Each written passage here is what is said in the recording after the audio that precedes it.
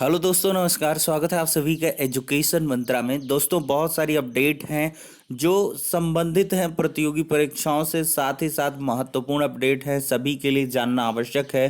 तो चलिए सारी अपडेट्स को डिस्कस करते हैं, जिसमें 1 करोड़ युवाओं को टैबलेट या मोबाइल, यूपीटीटी एडेड जूनियर शिक्षक भर्ती परीक्षा तारीखों पर पीएनपी, स्टाफ नर्स भर्ती आवेदन और 22,000 सीटों पर प्रदर्शन, आरक्षण मुद्दा और नई प्राथमिक शिक्षक भर्ती प्रक्रिया, 72,000 प्रशिक्षुओं पर संकट और पीटी के कड़े इंतजाम।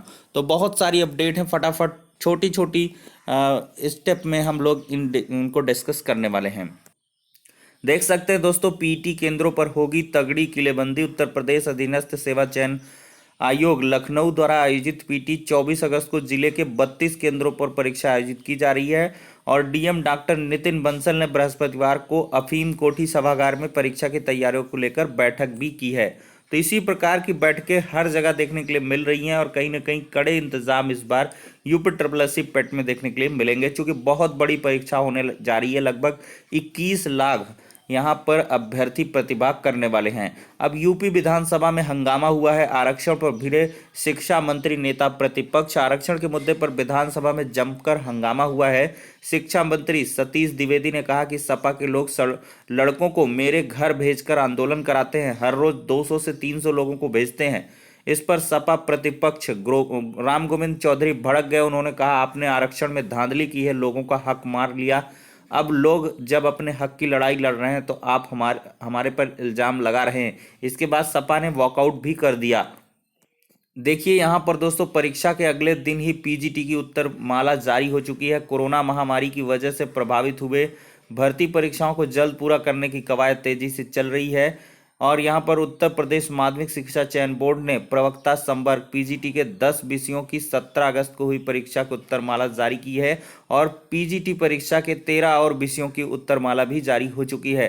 13 और विषयों की जो उत्तरमाला है गुरुवार को आधी रात में जारी कर दी गई। चयन बोर्ड की ऑफिशियल वेबसाइट पर उत्तरमाला अपलोड करने के साथ ही कहा गया कि अभ्यर्थी अपने बुकलेट से मिलान कर लें।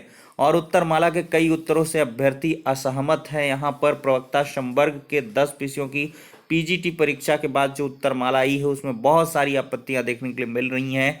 और दोस्तों, यहाँ पर देखा जाए तो स्टाफ नर्स की भर्ती में 3 तक आवेदन का मौका मिल चुका है। उत्तर प्रदेश अधीनस्थ सेवा ने सहूलियत के लिए बढ़ाई तिथि। संविदा नर्सों को वरीयता मिलेगी। उत्तर प्रदेश लोक सेवा आयोग ने अभ्यर्थियों की सहूलियत के लिए स्टाफ नर्स सिस्टर ग्रेड 2 महिला पुरुष परीक्षा 2021 में आवेदन की तिथियों को बढ़ा दिया है। अभ्यर्थी 3 सितंबर तक ऑनलाइन आवेदन कर सकेंगे, जबकि ऑनलाइन परीक्षा शुल्क जमा करने की आखिरी तिथि 31 अगस्त तय की गई है। इसके पहले ऑनलाइन आवेदन की अंतिम तिथि 16 अगस्त की गई थी।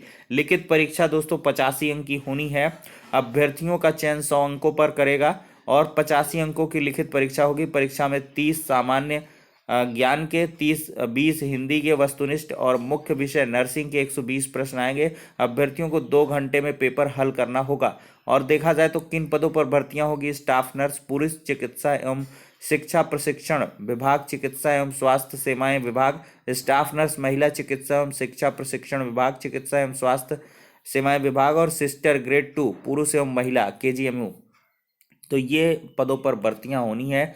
1 करोड़ युवाओं को टैबलेट या मोबाइल, प्रतियोगी परीक्षा भत्ता भी मिलेगा। मुख्यमंत्री ने विधानसभा में की घोषणा। संस्कृत विद्यालयों के छात्रों को विशेष छात्रवृत्ति मिलेगी।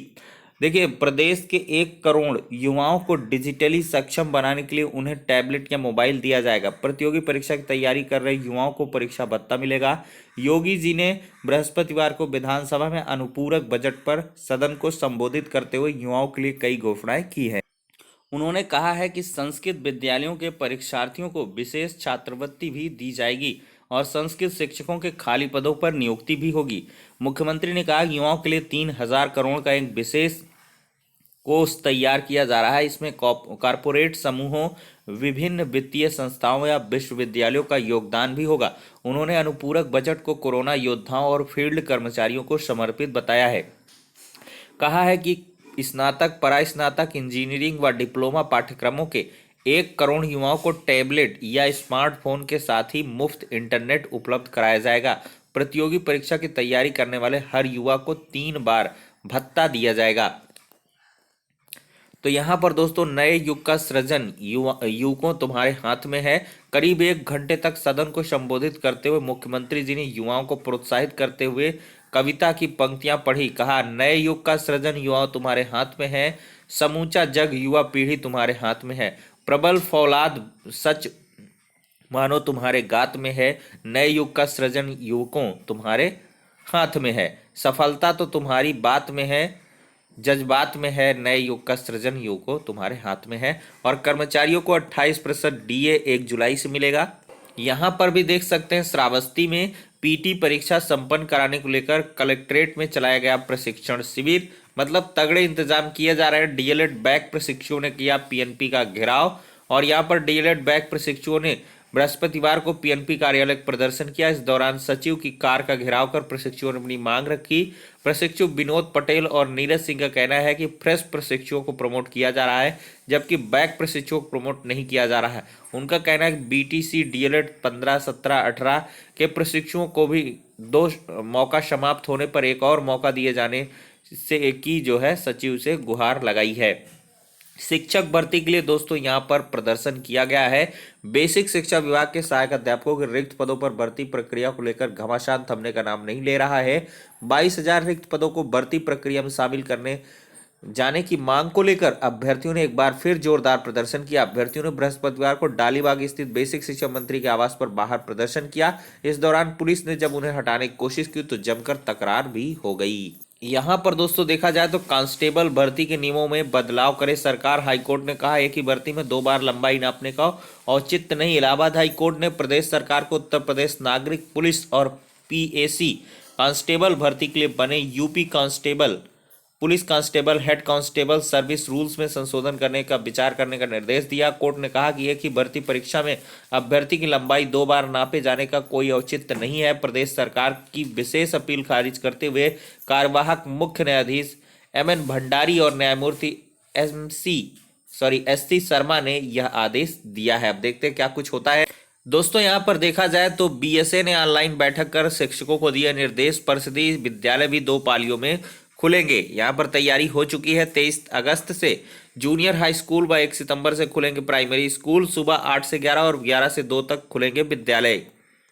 हिंदी के दोस्तों 90% प्रश्न व उनके विकल्पों में त्रुटियां। मामला है प्रवक्ता के 10 विषयों की उत्तर कुंजी। उत्तर प्रदेश में जो प्रवक्ता हिंदी भर्ती है उसमें 17 अगस्त को परीक्षा हुई। प्रश्न पत्र में तमाम खामियां मिली हैं। भाषा विज्ञानी पंडित पृथ्वीनाथ पांडे के अनुसार प्रश्न पत्र के 90% प्रश्न और उनके विकल्प में प्रयुक्त शब्द वाक्य विन्यास दिए गए विकल्प में मूल तथ्य व्याकरण भाषा विज्ञान आदि की दृष्टि से पूर्णतः शुद्ध है। तो 90% अशुद्धियां भैया क्या है, ये बवाल है या क्या कुछ है, आप ही समझ।